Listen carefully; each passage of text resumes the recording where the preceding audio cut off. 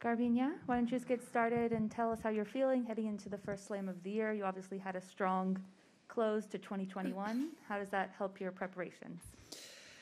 Well, I'm excited. Of course, it's the first slam of the year. It's a slam that I've played well recently, and looking forward to be on those courts. Just came from Sydney with preparing a tournament preparation for here that I got to play a couple of matches, and everything is good. All right, we will start with English questions in the room. If you have a question, please just raise your hand. Is that a hand? Yeah, go ahead. The off season is obviously quite short. I'm curious, how long does it actually take you to feel refreshed, like after what was a long and grueling season, I'm sure? Mm-hmm. Yeah, I feel like it was the longest season I've played. Every time you make to the Masters, you know that it's going to be short, but I think I really focus on getting the needed rest because you're not losing your tennis, so I think you prioritize getting back the energy, refresh the mindset and everything. It's been also a tough year with everything that we've all gone through, and just keep training. I skipped Adelaide. I normally like to play the first tournament of the year, but I felt like in these circumstances, why not go to Sydney and, adapting really to every week to what I feel. Yep, in the back. I don't know if it's the same in Sydney as it is here in Melbourne, where the Open is going to be, but the world seems to be focused on one tennis story at the moment about Novak Djokovic. How do you feel about that sort of overshadowing the whole Australian Open, and what do you think it'll do to Novak's legacy and the game of the sport of tennis, the legacy for the sport of tennis? Yeah, I feel like every time I'm in the press conference, this question gets asked. I answered in Sydney. I think it's taking long.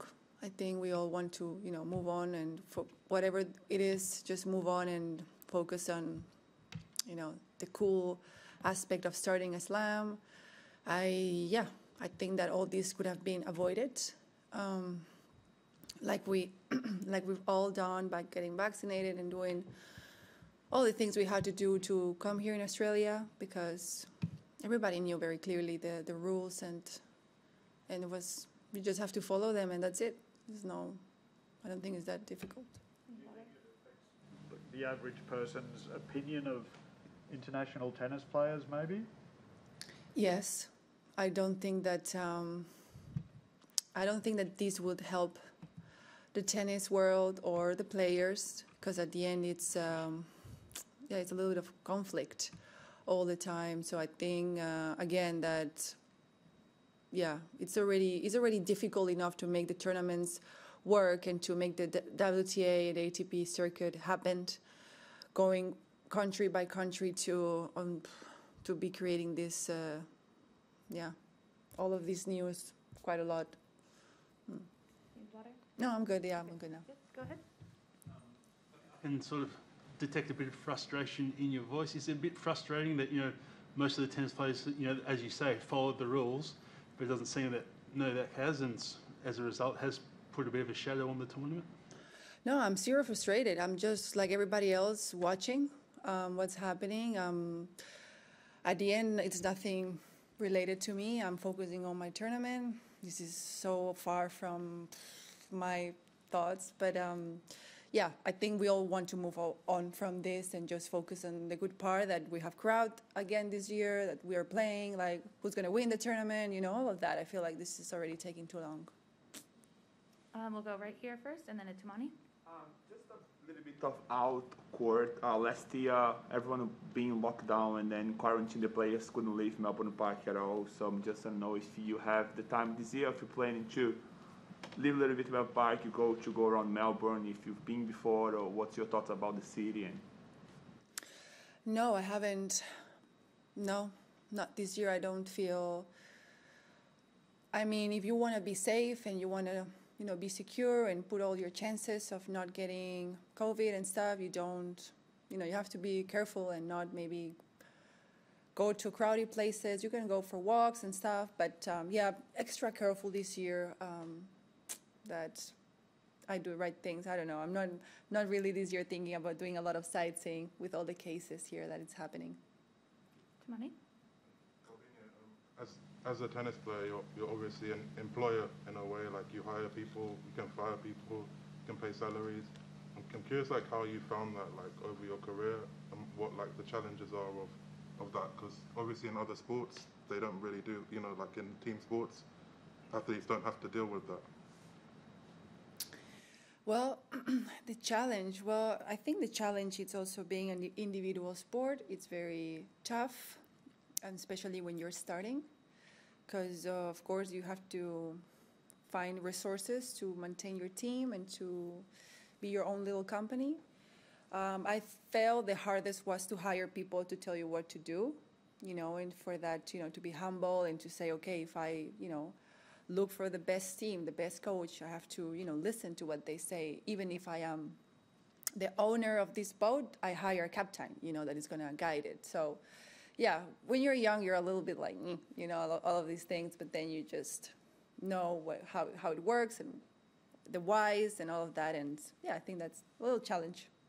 Was there part of your career where you started to feel like you got it more? Like, is that in like the past few years, or like how long did it take? Oof, I think naturally you start to become less, I don't know, less emotional with everything in general, and not just tennis, but like traveling and having this lifestyle and the results and matches and all of that. I think that, yeah, every year that passed by, you're more calm and settled in the tour, and yeah, I think it's like a natural boring maturity that you get when you're getting older. All right, last question in the room, and then we'll go online. A few years ago, you made it to the final at this tournament. Coming back to this arena, the city, and what kind of emotions do you get? And happy also losing the final wasn't good, but making it so far, does that sort of give you motivation to try and win the thing again this year?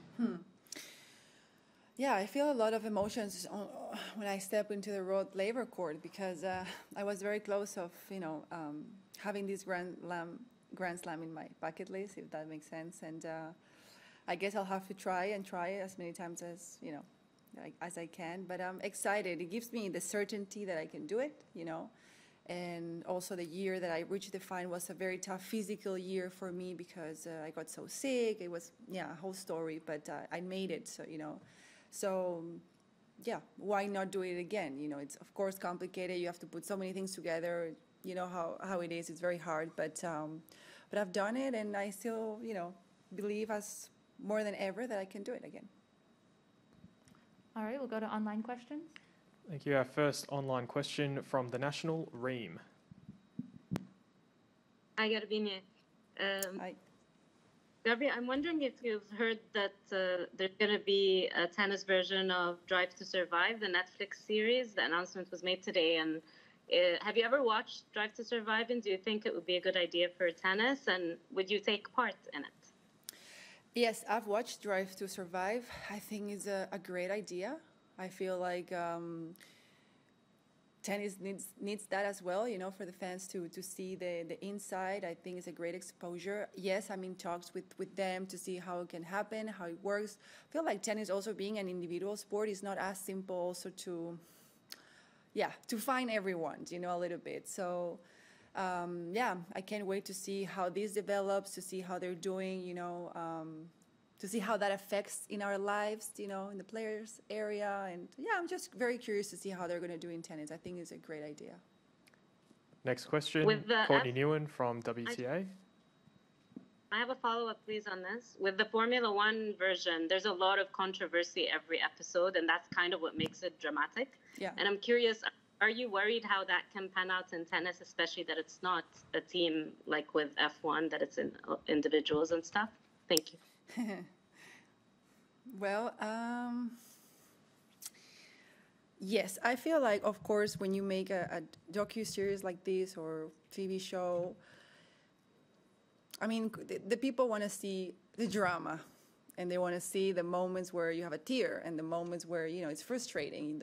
People, I think, don't want to see us doing elastics in the gym. So it's also something that every player feels different about it. I don't know if they feel to show these little intimate moments, and others, they want to show they don't care. This is how it is our lives, and we're okay with it. So I think it's going to be very personal. And I think it's important to find out with them what they want to show, what's their idea, you know, before just saying yes to everything and maybe feeling like, oh, maybe I didn't want to show that side of me. And next we'll go to Courtney Newen, WTA. Hi, Garbiñe. Good to see you again. You've said it in the past, and all Grand Slam champions kind of have this feeling of, I've done it before, I can do it again. Doesn't matter how they're feeling, form and things. But you're coming off of obviously a great season and a great end of the season. So I'm curious if going into the Australian Open this year, if that belief is the same as it's always been, or if it's even higher because of how you finished the year. No, I don't think it's even higher because I won a tournament and that all of a sudden, you know, gives me, no, I think that I've always had that belief. I think that always believing so strongly in myself, whether I was playing good or less good, is what made me, you know, just be at the highest level for so many years. And I feel like something that people that don't play tennis sometimes struggle to understand is no matter how good you are, you always have doubts if you can do it again or not. Even if you won 10 Grand Slams, sometimes that creates even more doubts about analyzing everything, and am I ready, and is this going to be the same way? I don't want to change anything. So sometimes, you know, it gives you a certainty and a character, and it builds you different if you have those Grand Slams, but at the same time, we have the same doubts as everybody else when it comes down to going in the court and feeling like, okay, I have a match, and if the other one plays good, I can go home as well. Final English question online from ESPN, Willie Weinbaum.